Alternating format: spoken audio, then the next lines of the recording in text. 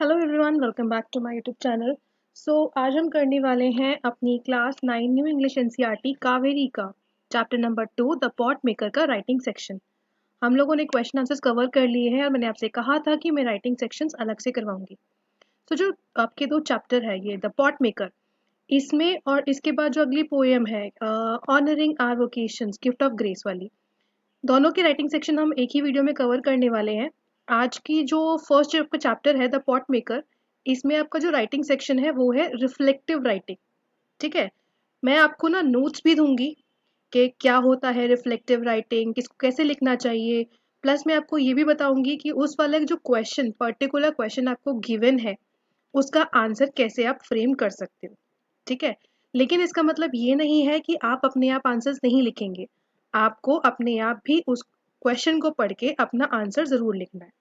देखते हैं, हम अपना क्वेश्चन की तरफ चलते हैं। और क्वेश्चन आंसर्स मैं आपको प्रोवाइड कर चुकी हूँ। बहुतों को थोड़ा सा प्रॉब्लम आ रहा है कि मैम आपने एक्सप्लेनेशन नहीं दिया है। आई हैव डिसाइडेड कि मैं एक मास्टर वीडियो बना दूंगी सारे चैप्टर्स के क्वेश्चन आंसर्स का। वहाँ पर मैं आपको सारे के सारे आंसर्स हिंदी में एक्सप्लेन कर दूंगी, ताकि आपका एक्सप्लेनेशन भी कंप्लीट हो जाए और आपको चीज़ें समझ में भी आ जाए। ठीक, अभी चलते हैं हम अपनी राइटिंग सेक्शन की तरफ। स्पीकिंग एक्टिविटी के बाद है आपका राइटिंग टास्क। देखो, यहाँ पर है आपका रिफ्लेक्टिव राइटिंग। अब रिफ्लेक्टिव राइटिंग में आपको जो टॉपिक दिया गया है वो दिया गया है आइडेंटिफाइंग स्किल्स एंड पैशन। पहले तो हमें ये पता होना चाहिए कि रिफ्लेक्टिव राइटिंग होती क्या है, इसको लिखा कैसे जाता है।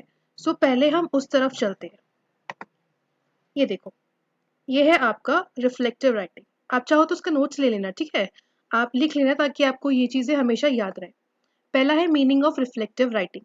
Reflective writing means writing about your own thoughts, experiences and learning. In this type of writing, you think deeply about what has happened and how it has affected you. It is not only description but also understanding yourself. देखो, simple से अगर हिंदी में आपको explain करूं, reflective writing का मतलब होता है कि आप अपने बारे में लिखते हो, आप अपने थॉट्स शेयर करते हो, आप अपने एक्सपीरियंसेस शेयर करते हो। अगर आपके साथ कोई इंसिडेंट हुआ है, उस इंसिडेंट से आपने क्या सीखा, ये भी चीज़ें आप शेयर करते हो। देखा जाए तो ये जो रिफ्लेक्टिव राइटिंग है, ये एक तरीके से आप कह सकते हो इंट्रोस्पेक्शन है। आप अपने बारे में सोचते हो, अपनी बातों के बारे में सोचते हो, अपने एक्सपीरियंसेस के बारे में सोचते हो। सभी चीज़ आपसे रिलेटेड होती हैं, फिर आप उसको लिखते हो। इस वाली राइटिंग में क्या होता है कि आप बहुत डीपली कोई चीज़ को सोचोगे, और सोचने के बाद आप ये चीज़ भी उसमें से फाइंड आउट करते हो कि आपको उस चीज़ ने कैसे इफेक्ट किया। ये किसी चीज़ का ना डिस्क्रिप्शन नहीं होती है। ऐसा नहीं है कि आप किसी चीज़ को डिस्क्राइब कर रहे हो, नहीं, ये एक्चुअल में आपके साथ क्या हुआ है, आपकी अंडरस्टैंडिंग आपके बारे में क्या है, वो बताती है रिफ्लेक्टिव राइटिंग। यानी खुद के बारे में ही चीजों को बताना, खुद की चीजों को समझना, खुद की चीजों को समझाना, अपने अंदर झांक के देखना, that is what reflective writing is.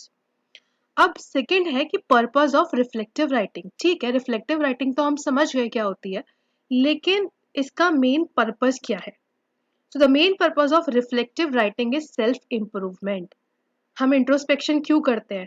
वो कहते हैं ना कि अगर बाय चांस मान लो आपके मार्क्स कम आए, तो टीचर्स का मेनली क्या होते हैं, टीचर्स मेनली ये बोलती है कि इंट्रोस्पेक्ट करो। अब सोचो कि आपने कहाँ कमी रह गई, आप ध्यान लगाओ कि कौन सा पोर्शन आपका वीक रह गया, या क्यों आपके मार्क्स कम आए। तो दैट इज व्हाट, सोचो, अपने बारे में सोचो, that is what reflective writing is. और रिफ्लेक्टिव राइटिंग क्यों करी जाती है? ताकि आप अपने अंदर में इम्प्रूवमेंट लेके आओ, आप अपने अंदर में सुधार लेके आओ। It helps you identify your strengths and weakness. आप अपनी स्ट्रेंथ, आप में क्या चीज़ स्ट्रांग है, आप किस चीज़ को करने में अच्छे हो, या आपके अंदर क्या वीकनेस है, ये दोनों ही चीज़ आप तभी बता सकते हो जब आप अपने अंदर, अपने कोर में जाकर अपने आप को पहचानो। You learn from your experiences and try to improve in future. It also builds confidence and self awareness.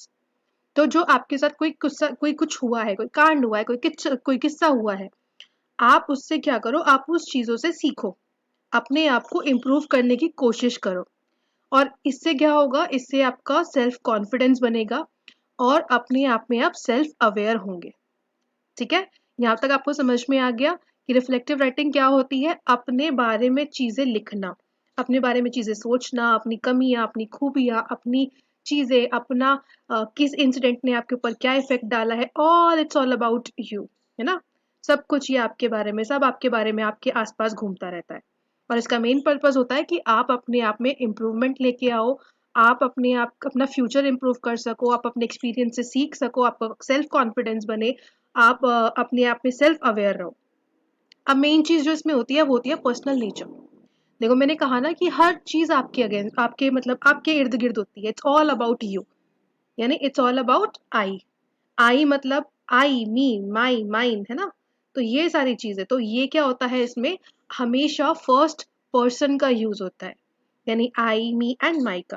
क्योंकि रिफ्लेक्टिव राइटिंग जो होती है वो पर्सनल होती है, दैट इज अबाउट यू। मतलब अगर मैं रिफ्लेक्टिव राइटिंग में कुछ लिख रही हूँ तो वो चीज केवल मुझसे जुड़ी होगी। और जब वो चीज मुझसे जुड़ी होगी तो मैं क्या यूज करूंगी, मैं फर्स्ट पर्सन यूज करूंगी, मैं आई का यूज करूंगी, मैं मी का यूज करूंगी, मैं माई का यूज करूंगी। This is because you are sharing your own feelings, thoughts and experiences. ठीक है, क्यों? क्योंकि आप अपनी फीलिंग्स शेयर कर रहे हो, आप अपने थॉट्स को शेयर कर रहे हो, आप अपने एक्सपीरियंसेस को बता रहे हो। इसीलिए आप हमेशा फर्स्ट पर्सन का यूज करोगे, that is why it is personal in nature. फिर इसमें आप करते क्या हो, इसमें होता है डिस्क्रिप्शन ऑफ एक्सपीरियंस। क्या होता है इसमें, in this part you briefly explain what happened. It should be short and clear. The focus should not be only on telling the story but on what comes next. अब मैंने कहा reflective writing आपके बारे में होती है, ठीक है। आप बताओगे कि आपके साथ आप अपने किसी एक्सपीरियंस को डिस्क्राइब करोगे, लेकिन वो एक्सपीरियंस जो आप डिस्क्राइब कर रहे हो ना वो बहुत शॉर्ट होना चाहिए और बहुत क्लियर होना चाहिए। मतलब ऐसा नहीं होना चाहिए कि आप एक कहानी की तरह सुना रहे हो, नहीं। आपको एक्सपीरियंस बताना है, लेकिन उस एक्सपीरियंस के बाद आपने उससे क्या सीखा, आपकी लाइफ में क्या चेंजेस आए, व्हाट कम्स नेक्स्ट, वो भी आपको एक्सप्लेन, पूरा का पूरा हमें क्या करना है, डिस्क्राइब करना है। तो इसीलिए आपको एक्सपीरियंस के साथ व्हाट कम्स नेक्स्ट, उसका आपकी लाइफ पे क्या इफेक्ट हुआ, वो सब चीजें भी आप बताएंगे। Then fifth is reflection. Reflection का मतलब है कि थॉट्स एंड फीलिंग्स, ठीक। This is the most important part. अब रिफ्लेक्शन, रिफ्लेक्टिव राइटिंग है तो रिफ्लेक्शन तो बहुत ज्यादा इंपॉर्टेंट होगा कि आपके थॉट्स क्या है, आपकी फीलिंग्स क्या है। इसीलिए बोला कि this one is the most important part. यहाँ पर here you explain what you felt and what you learned from your experience. You should clearly mention how the experience affected you. ठीक है, तो यहाँ पर आपको बिल्कुल एकदम क्लियर रहना है कि आपको कैसा लगा, आपने क्या सीखा, कैसे आपको उस पर्टिकुलर एक्सपीरियंस ने आपको अफेक्ट किया। Everything you have to mention, लेकिन शॉर्ट में। देन है learning and future action. Last में क्या करोगे आप, in the end you write what you learn and how it will help you in future. You can also mention what you will do differently next time. अब reflective writing कह लो या introspection कह लो, इसका मेन चीज यही होती है कि आपने जो आपके साथ जो हुआ है या जो आपने चीजें करी है, उससे आपने क्या सीखा, उस चीज ने आप पे क्या नेगेटिव इफेक्ट डाला या क्या पॉजिटिव इफेक्ट डाला, कैसे वो चीज आपको फ्यूचर में हेल्प करने वाली है। एंड इवन आप अगली बार अगर ऐसी कोई सिचुएशन होती है तो आप अगली बार क्या चीज अलग करोगे, so that is also you have to mention. So completely it's about you. मतलब आपके सिर्फ आपकी चीजों के बारे में है, सारा का सारा आपके अराउंड ही ये क्या होता है, घूमता रहता है। नाउ मेन चीज देखो, फॉर्मेट ऑफ रिफ्लेक्टिव राइटिंग। अब ये तो मैंने आपको पूरा बता दिया कि रिफ्लेक्टिव राइटिंग होता क्या है। अब उसका फॉर्मेट क्या होता है, देखो। Reflective writing is written in paragraph form but it follows a simple structure. Reflective writing का कोई एक पर्टिकुलर फॉर्मेट नहीं होता है, उसे पैराग्राफ फॉर्म में लिखा जाता है, जैसे कहानी लिखते हैं ना। एक्चुअल में देखा जाए तो हमारे साथ अगर कोई किस्सा हुआ है, हमारा कोई एक्सपीरियंस है, वो दूसरे इंसान के लिए कहानी ही होता है। हमने तो झेला है, लेकिन दूसरे वाले को लगेगा कि कितनी बढ़िया कहानी थी, कितनी बढ़िया स्टोरी थी। तो जैसे हम स्टोरी लिखते हैं ना, एकदम शॉर्ट शॉर्ट पैराग्राफ्स में, वैसे ही आप रिफ्लेक्टिव राइटिंग को लिखोगे पैराग्राफ में। लेकिन इसकी क्या है, चार मेन चीजें हैं। पहला है इंट्रोडक्शन, मतलब आप इंट्रोड्यूस करोगे अपने आइडिया से या अपने एक्सपीरियंस से। फिर है डिस्क्रिप्शन, आप एक्सप्लेन करोगे कि क्या हुआ था। फिर है रिफ्लेक्शन, फिर आप अपनी थॉट्स एंड फीलिंग्स लिखोगे कि क्या उस चीज ने आप पे कैसा असर डाला, क्या बुरा असर था, क्या सही का असर था, कैसे आपका फ्यूचर इफेक्ट होगा, अगली बार अगर ऐसा कुछ हुआ तो फिर आप क्या करोगे। एवरीथिंग मतलब रिफ्लेक्शन, इंट्रोस्पेक्ट करोगे आप। Then conclusion, write what you learn and future action. फिर आप ये लिखोगे कि आपने उस चीज से क्या सीखा और भविष्य में आप क्या क्या चीजें करने वाले हो। ठीक है। देन मेन चीज है लैंग्वेज एंड स्टाइल। तो रिफ्लेक्टिव राइटिंग जो होती है वो बिल्कुल सिंपल, क्लियर और ऑनेस्ट होनी चाहिए। मतलब इतना सिंपल लैंग्वेज होनी चाहिए कि पढ़ने वाले को एक बार में सारी चीजें समझ में आ जाए। Use short sentences and avoid difficult words, छोटे छोटे सेंटेंसेस का यूज करो और डिफिकल्ट वर्ड्स को जहां तक हो सके पॉसिबली अवॉइड करो। Focus on expressing your personal learning, आपका मेन फोकस होना चाहिए कि आपने उस चीज से क्या सीखा। ठीक है, एक्सप्रेसिंग योर पर्सनल लर्निंग। अब ये था आपका रिफ्लेक्टिव राइटिंग। नाउ आपके पेज नंबर 50 पे आपकी एनसीईआरटी में देखो क्वेश्चन गिवन है जो मैंने आपको बताया था ना अभी, ये देखो, reflective writing identifying skills and passion. अब आपको ना क्या करना है, आपको ये पूरे के पूरे स्टेप्स, यानी step 1 introduction, step 2 describing skill, step 3 passion and profession, step 4 examples and reflection और स्टेप 5 कंक्लूजन, इस चीज का यूज करके आपको क्या करना है, आपको रिफ्लेक्टिव राइटिंग लिखनी है। Now this I have written, जैसे कि मैं हर बार बोलती हूँ कि मैं आपको आंसर प्रोवाइड कर रही हूँ, आपको जैसे क्लास में अगर दिखाना है तो आप इसमें से लिख के ले जाओ, बट आई ऑल्सो वॉन्ट कि आप इसके ऊपर जो मैंने ऊपर अभी फॉर्मेट समझाया, रिफ्लेक्टिव राइटिंग क्या होती है वो चीजें आपको बताई, उसका ध्यान रख के आप खुद भी एक रिफ्लेक्टिव राइटिंग लिखो। ठीक है, चलो मैं बताती हूँ मैंने क्या लिखा है, ये मैं आपको बताती हूँ। अब हमारा क्वेश्चन है माई स्किल्स एंड पैशन, मेरी स्किल्स और मेरा पैशन क्या है। देखो, everyone has certain skills and passion that make them unique, हर किसी के पास कुछ ना कुछ स्किल्स होती हैं, कुछ पैशन होता है जिससे कि वो दूसरों से अलग होते हैं। I have always been interested in learning new things and improving myself, मैंने हमेशा इंटरेस्ट शो किया है कि मैं नई नई चीजें सीखूं और मैं जो चीजें सीख रही हूँ उनसे मैं अपने आप को खुद को इम्प्रूव करूँ। One of my main patience is reading and writing in English, तो उन बहुत सारी चीजों में मेरा जो एक मेन पैशन है वो है इंग्लिश में reading and writing. I enjoy expressing my thoughts and ideas through words, which gives me confidence and satisfaction. So, मैं अपने थॉट्स को, मैं अपने आइडियाज को, उन सब चीज़ों को जो मेरे पास हैं, जैसे कि मैं करती हूँ, मैं यूट्यूब पे पढ़ा रही हूँ, तो इन सब चीज़ें, ये क्या है, ये मेरे थॉट्स हैं, मेरे आइडियाज हैं, इनको मैं अपने वर्ड्स में एक्सप्रेस कर रही हूँ। एंड जो मैं कर रही हूँ इससे मुझे कॉन्फिडेंस भी मिलता है और मुझे सेटिस्फैक्शन भी मिलता है। मतलब हर वीडियो के साथ मैं कुछ ना कुछ बेहतर करने की कोशिश कर रही हूँ। और सेटिस्फैक्शन क्यों, क्योंकि मुझे लगता है कि शायद मैंने कुछ अच्छा काम किया। So all these things give me confidence and satisfaction. To develop my skill, I regularly read story books, practice writing paragraphs, and participate in class activities. So अपनी skills को improve करने के लिए मैं क्या करती हूँ, मैं story books पढ़ती हूँ, paragraph writing करती हूँ, participate करती हूँ class की activities में, ये सब चीजें। अभी जो मैंने ये लिखा है ना, इसमें मैंने थोड़ा सा बच्चा बन के लिखा है, जैसे कि मैं कोई क्लास का स्टूडेंट हूँ। रीजन, क्योंकि भाई आप अगर इसको कॉपी पेस्ट करोगे, आप स्कूल में दिखाओगे तो एज अ टीचर तो आप दिखा नहीं सकते हो, इसलिए मैंने एक बच्चे की तरह आपको ये खुद को 9th क्लास का बच्चा समझ के ये वाला जो रिफ्लेक्टिव राइटिंग है मैंने लिखा है।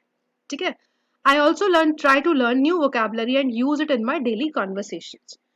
अब देखना, गौर करना कि मैंने जो लिखा हुआ है उसमें जो इंग्लिश है वो इतनी सिंपल है कि कोई भी उसे पढ़ के समझ जाएगा। जैसे मैंने लिखा, I also try to learn new vocabulary and use it in my daily conversation, मतलब मैं रोज नई नई वोकेबलरी याद करने की कोशिश करती हूँ और अपनी डेली कॉन्वर्सेशन में उनका यूज करती हूँ। सो इसमें बहुत ज्यादा फ्लावरी लैंग्वेज यूज नहीं करी है, बहुत डिफिकल्ट टर्म्स मैंने यूज नहीं करे। ऐसा ही आपको करना है। Sometimes I watch educational videos and take part in school competitions to improve my communication skills. Where I believe that my interest in reading and writing can help me build a future career in teaching or content creation. These skills are very important as they help in expressing ideas clearly, connecting with others. Good communication is useful in almost every profession. For example, whenever I write essays or speak in class, I feel more confident than before. My teachers have also appreciated my improvement, which motivates me to do better. These experiences have helped me realize my strengths and encouraged me to work harder. In conclusion, this reflection helped me understand my skills and passions more clearly. It has also made me realize the importance of continuous practice. I am now more confident about my goals and motivated to turn my passion into a successful career. सो ये है reflective writing my skills and passion की। अब आप गौर करना, इसमें बहुत basic सी English use करी गई है, बहुत छोटे छोटे सेंटेंसेस का यूज किया गया है, हर जगह आई माई ये वाली चीजों का यूज किया गया है, यानी फर्स्ट पर्सन का यूज किया गया है। क्योंकि मैं बता रही हूँ कि मेरा पैशन क्या है, मेरी स्किल्स क्या है, मैं उस पर कैसे काम कर रही हूँ, मैं अपने फ्यूचर में उनसे क्या करूंगी, और जब मैं अपनी स्किल्स पे वर्क करती हूँ तो मुझे कैसा लगता है। So all this is about reflective writing. ठीक है, आप इसको देखना, पढ़ना और पढ़ने के बाद आप अपनी लैंग्वेज में इसको फ्रेम करना। ये मैंने सिर्फ और सिर्फ, देखो आप मेरे कहने से थोड़ा सा कर लो कि एक बार अपने आप लिख के देखो, फिर आपको पता चलेगा, अपनी टीचर से उसको चेक कराना ताकि आपको पता चले कि आपकी गलती कहाँ है, ग्रामेटिकल मिस्टेक्स क्या है। अगर आप यहाँ से कॉपी पेस्ट करके ले जाओगे तो बेटा आपको कुछ समझ नहीं आने वाला है, क्योंकि मैं तो टीचर हूँ, मैंने लिखवा दिया, लेकिन अब आपका का काम है ना कि इसको पढ़ के खुद की लैंग्वेज में लिखना, तभी तो कुछ सीखोगे। ठीक है, तो ये है आपका रिफ्लेक्टिव राइटिंग। आई होप आपको रिफ्लेक्टिव राइटिंग समझ में आ गया होगा कि क्या होता है। अब चलते हैं अपनी नेक्स्ट पोयम की तरफ। पोयम का जो क्वेश्चन है, जो हमारी पोयम है उसका जो क्वेश्चन है वो शायद मैंने आपको करा दिया था, अगर नहीं कराया, हाँ देखो ये है आपकी पोयम का क्वेश्चन। योर स्कूल वो पोस्टर राइटिंग वाला कराया था ना मैंने, कावेरी स्कूल लिख दिया था जिसमें, करवाया था ना, ये देखो। सो आपका जो पोयम वाला है उसमें आपका जो क्वेश्चन है that is about writing section है, वो है आपका पोस्टर राइटिंग। अब ये करा तो मैंने दिया था। Your school will organize a career mela in which students are to be made familiar with the different career options. Complete the poster for the event given below. अब इसका आंसर मैंने आपको दे दिया था, लेकिन इसको समझाना मेरा रह गया था, तो मैं आपको ना आज ये वाला पोस्टर राइटिंग में समझा देती हूँ। सो पोस्टर राइटिंग में अगर हम देखें तो पोस्टर राइटिंग क्या होता है, पोस्टर राइटिंग हम क्यों करते हैं, पोस्टर राइटिंग कैसे करनी चाहिए, पोस्टर राइटिंग का फॉर्मेट क्या होता है, एवरीथिंग इज हियर। सब कुछ यहाँ पर मैं आपको देने वाली हूँ। So gifts of grace honouring our vocation poem writing section जो है पोस्टर राइटिंग। पहला क्वेश्चन है what is a poster. So a poster is a short and attractive piece of writing used to give information or create awareness about an event, campaign, issue. It is designed to catch attention quickly. देखो poster writing, slogan writing ये हर school में करवाया जाता है। सो वो हमें पता है कि पोस्टर क्या होता है, स्लोगन क्या होते हैं, हमें पता बहुत अच्छे से है, लेकिन उसको डिफाइन कैसे करें कि पोस्टर होता क्या है। सो पोस्टर होता है एक छोटा सा अट्रैक्टिव सा एक राइटिंग होती है, मतलब आपको लिख के कुछ देना होता है जिसमें आप या तो कोई इन्फॉर्मेशन दे रहे होते हो, या फिर आप कोई अवेयरनेस क्रिएट कर रहे हो तो किसी इवेंट के बारे में, किसी कैंपेन के बारे में, किसी इशू के बारे में।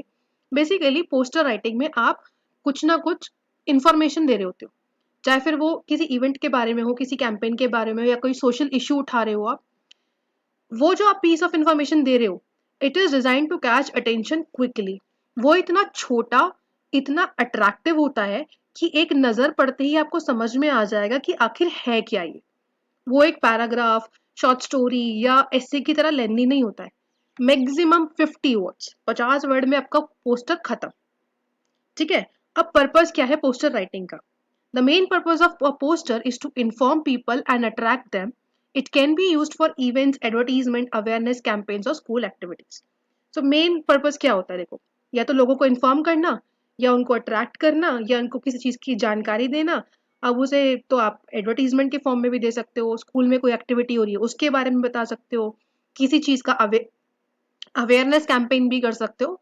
सो मेन पर्पस क्या होता है कि लोगों के पास कोई जानकारी पहुंच जाए, और जानकारी ऐसे ना पहुंचे, जानकारी पहुंचे ऐसे कि एक नजर पड़े और उनको समझ में आ जाए, अच्छा ब्लड डोनेशन कैंप चल रहा है, अच्छा एक के साथ एक सेल में फ्री मिल रहा है, ओके तो हमारे स्कूल में ये एक्टिविटीज हो रही है, तो दैट इज व्हाट कैची होना चाहिए एकदम, है ना, आंखों को एकदम दिखना चाहिए। ना थर्ड है आपका फॉर्मेट ऑफ पोस्टर राइटिंग। अभी ये सिर्फ पढ़ लो, मैं आपको ओरिजिनल फॉर्मेट जो है वो भी दिखाऊंगी। A poster should include the following parts. पहला, name of organization and school written at the top. सबसे पहले तो जो ऑर्गेनाइज कर रहा है उसका नाम या फिर स्कूल का नाम सबसे ऊपर लिखा जाएगा। फिर टाइटल होना चाहिए या उसकी हेडिंग होनी चाहिए जो शॉर्ट होनी चाहिए, बोल्ड में होनी चाहिए और एकदम कैची होनी चाहिए, मतलब एकदम मसालेदार होनी चाहिए। देन आएगा कंटेंट। कंटेंट में आएंगी सारी की सारी डिटेल्स, मतलब क्या है, व्हाट, व्हेन, वेयर, व्हाई, क्या है, क्यों है, कब है, ये सारी डिटेल्स आएंगी आपकी कंटेंट में। फिर आएगा आपका डेट, टाइम और वेन्यू, सबसे इंपॉर्टेंट इन्फॉर्मेशन है, आप सब कुछ बता दो, आप यही ना बताओ कि कब हो रहा है, कहाँ हो रहा है और उसका वेन्यू क्या है, तो फिर पूरा का पूरा पोस्टर जो है वो बर्बाद है। देन आएगा स्लोगन या अपील। अब नारा देना तो जरूरी है, बिना नारे के तो पॉलिटिशियंस का कोई काम ही नहीं होता है ना, कितने बढ़िया बढ़िया नारे दिए जाते हैं। सो स्लोगन या आप किसी कोई अपील कर रहे हो तो अपील और स्लोगन ये दोनों ही चीज ऐसी होनी चाहिए कि एकदम से ना अटेंशन ग्रैब करे। उसके बाद आएगा name of organiser and contact, ये सबसे लास्ट में आएगा कि कौन ऑर्गेनाइज कर रहा है, मतलब नाम आएगा उसका। एंड इंपॉर्टेंट चीज क्या है, वर्ड लिमिट रहेगी आपकी 50 वर्ड्स। अब देखो important features. Poster should be short and to the point, क्योंकि मैंने कहा ना हमने वर्ड लिमिट कितनी बता दी है, हमने वर्ड लिमिट बता दी है 50 वर्ड। अब 50 वर्ड में अब कहानी तो लिखने से रहे, अब आपको सारी इन्फॉर्मेशन भी देनी है, लोगों को बुलाना भी है, लोगों को अवेयर भी करना है, और हमने कह दिया नहीं 50 वर्ड बस। तो आप क्या करोगे, उसको अट्रैक्टिव बनाओगे, आई कैचिंग बनाओगे, सिंपल लैंग्वेज में लिखोगे, स्लोगन का यूज करोगे, फ्रेजेस का यूज करोगे, कीवर्ड्स का यूज करोगे, और ऑब्वियस सी बात है लॉन्ग सेंटेंसेस अवॉइड करोगे, क्योंकि हमारे पास वर्ड्स की शॉर्टेज है, हमारे पास वर्ड्स केवल 50 है। ओके, चलो अब लैंग्वेज टिप्स देती हूँ मैं। Use catchy words like hurry, don't miss, use phrases instead of long paragraphs, write in capital और बोल्ड स्टाइल फॉर हेडिंग्स। मतलब ऐसा था ना, हरी सेल लगती है तो सेल में ऐसे लिखा था ना, हरी हरी हरी डोंट मिस। तो ये सब चीजें ऐसे ऐसे जो चीजें होती हैं, फ्रेजेस, तो शॉर्ट शॉर्ट चीजें, हमेशा टाइटल लिखो तो कैपिटल्स में लिखो, बोल्ड में लिखो, ताकि एकदम एक नजर में सबसे पहले नजर वहीं पे ही जाए। नाउ अब एग्जाम्पल ऑफ कंटेंट, मैंने कहा था ना सारी चीजें, वेयर, व्हाट, व्हेन, वेयर, क्या हो रहा है, तो उसमें आप क्या क्या लिखोगे, what is happening, when is it happening, where is it happening, and who can attend, कौन कौन उसे अटेंड कर सकता है। अब इंपॉर्टेंट टिप क्या है, make it neat and well organised, highlight the title, use boxes और spacing, keep it creative but simple. Creative तो बनाना है, लेकिन क्रिएटिव का मतलब ये नहीं है कि उस पर आप बिल्कुल कलाकारी दिखा दो दुनिया भर की, नहीं, क्रिएटिव लेकिन सिंपल, क्योंकि हमारा मैसेज कन्वे होना भी तो जरूरी है। और अगर आपने उस पर ज्यादा कलाकारी दिखाई तो आपका मैसेज कन्वे नहीं हो पाएगा, जो होगा वो क्या हो जाएगा, उसमें फिर डिस्ट्रैक्शंस आ जाएंगे दूसरी चीजों पे। So you have to make it creative but simple. Now है पेस्ट पोस्टर राइटिंग का लेआउट। अब देखो पोस्टर राइटिंग आपको लिखना कैसे, मैंने पूरा का पूरा ऐसे कर दिया। पहले आपको बनाना है एक रेक्टेंगल बॉक्स। अब ये बना दिया मैंने रेक्टेंगल बॉक्स, रुको मैं इसको थोड़ा सा छोटा कर देती हूँ, अब ये ठीक है, ठीक है, रेक्टेंगल बना दिया हमने। ओहो, एक second, now it's okay. Rectangle बनाया, सबसे ऊपर पे आएगा स्कूल नेम या फिर ऑर्गेनाइजेशन का नाम। फिर आप एक लाइन छोड़ोगे, ये जो डंडे बना रखे हैं ना मैंने, ये डंडे एक्चुअल में क्या है, ये आपकी लाइंस है जो आपको छोड़नी है। अब आपने ऊपर लिख दिया सबसे पहले स्कूल का नाम या फिर ऑर्गेनाइजेशन का नाम, फिर एक लाइन छोड़ के लिखोगे आप title, and title big, bold, catchy, पूरा सब चीजें है ना वो सारी की सारी यहाँ पर आ जानी है टाइटल में। ऐसा कैची कि ना दूसरा वाला पढ़ के एकदम टाइटल पढ़ के सोचे कि आखिर लिखा क्या है। फिर उसके बाद एक लाइन छोड़ोगे, फिर लिखोगे मेन इन्फॉर्मेशन, मतलब पूरा का पूरा जो कंटेंट है ना, what is the event, why क्यों इंपॉर्टेंट है, वेयर इज इट हैपनिंग, ना कौन अटेंड कर सकता है, वो सारी चीजें आप लिखोगे यहाँ पर। फिर एक लाइन छोड़ोगे, फिर लिखोगे डेट, टाइम, वेन्यू, फिर एक लाइन छोड़ोगे, फिर लिखोगे स्लोगन या अपील, फिर एक लाइन छोड़ोगे, फिर लिखोगे ऑर्गेनाइज्ड बाय। ये है आपके पोस्टर राइटिंग का फॉर्मेट। ठीक है, देख लो आप, वैसे ये फॉर्मेट आपको गिवन है आपकी बुक में, लेकिन फिर भी मैंने आपको दिखा दिया, देखो ये रहा, ये रहा, name of organiser, event, purpose, date, time, venue, highlight attraction, slogans, entry tickets. ये वाला जो था ये एक्चुअली कहते ना रेडीमेड था, ये तो उन्होंने बना के दे दिया, लेकिन अपने को पता भी तो होना चाहिए ना कि पोस्टर राइटिंग का फॉर्मेट क्या होता है। सो पोस्टर राइटिंग का फॉर्मेट होता है ये, इसको देख लो। ठीक है, देखने के बाद फिर आप इस पे क्या करना, इस पे वर्कआउट करना और इसके बाद लिखना। अब देखो how to write. First draw a neat box, अच्छा सा एकदम ना साफ सुथरा सा बॉक्स बनाओ। फिर write school name at the top, school का नाम लिखो या ऑर्गेनाइजेशन का नाम लिखो।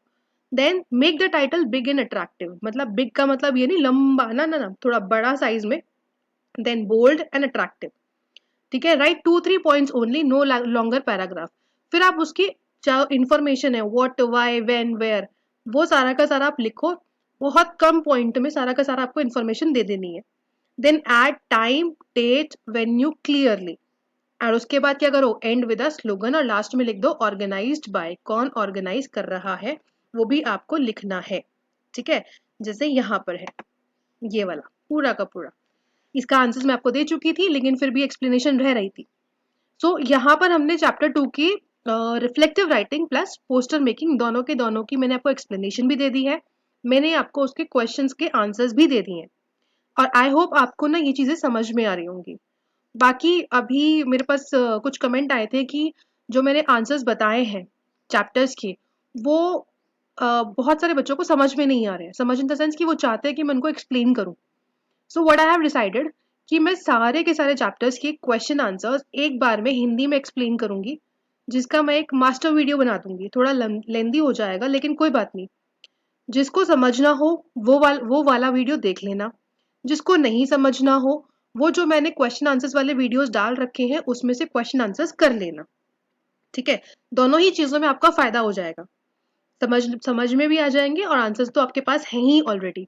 बस थोड़ा सा पेशेंस रखो, थोड़ा सा सपोर्ट करो मुझे, मेरी वीडियोस को शेयर करो ताकि मेरे पास और बच्चे जुड़े और मुझे जो मैं कहते हैं ना मेरा पैशन, मेरा स्किल रिफ्लेक्टिव राइटिंग जो मैं कर रही हूँ उसे करने में मुझे और मजा आए, मेरे पास और कमेंट्स आए, मेरे से क्वेरीज आए, बहुत सारे क्वेश्चन पूछे मुझसे, तो उन चीजों को करने में मुझे मजा आएगा। मिलते हैं कल नेक्स्ट चैप्टर की राइटिंग सेक्शन के साथ। दोनों chapters and poem, poetry and prose दोनों हम साथ में ही कर रहे हैं। टिल देन टेक केयर, और बहुतों के साथ मेरी वीडियोस शेयर करो, ठीक है, बढ़ाओ मेरे सब्सक्राइबर्स, सब शेयर करो मेरी वीडियोस। मिलते हैं कल, till then take care, bye bye.